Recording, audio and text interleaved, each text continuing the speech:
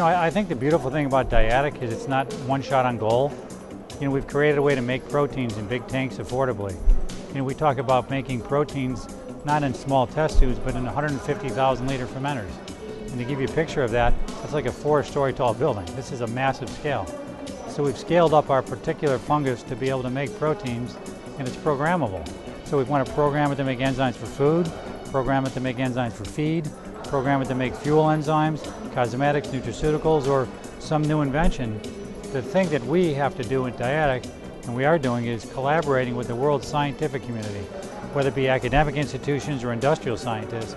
They're creating discoveries every day in a test tube. They find a gene, they make an enzyme, they make a microgram of it, they study it, they characterize it, and they publish a paper, and they put it on the shelf. So we have to help them understand that you don't need to leave these discoveries on the shelf anymore. We have a way of bringing your discoveries to the marketplace for the benefit of humankind and the planet, and of course, economically for the benefit of Dyadic and its shareholders, as well as our collaborators.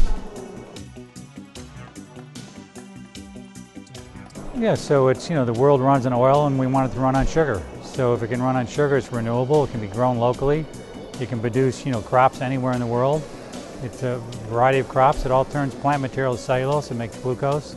We use our enzymes to digest the cellulose to turn into glucose. And then people feed that to either a bacteria or an algae or a yeast to produce either a chemical, a fuel, a polymer, or a plastic, or any other form of compound that they want from carbohydrates. Attending the BioWorld Congress allows us an opportunity to present our wares. We get to show off our technology. We get to meet with people that have a need that we can help satisfy. So if, for example, if you're in the food business and you want to make a food enzyme to make food more nutritious or healthier, but you have no way of making that enzyme, you can work with us to develop a new product to make an improvement on your existing food process. If you're in the fuel business and you want to make butanol, or you want to make cellulosic ethanol, you want to make polymers or chemicals, you need cheap sugar. And we're working on biomass as sugars, so we meet with the largest agricultural chemical companies. We meet with the ag bio, we meet with the chemical companies, we meet the oil companies and the ethanol companies, and we're working together to try to find a solution on how to take biomass, convert it into sugar, so that all of them can make all these wonderful products and get off oil. And then you go into cosmetics or nutraceuticals. There's a guy here from L'Oreal, and he's talking about how now biotech is making a huge impact in the cosmetic business, where they thought for years that it wouldn't play a part. They're now using it as some of their basic ingredients. Where I think he said some of the products contain 40% of the compounds are made through biotechnology.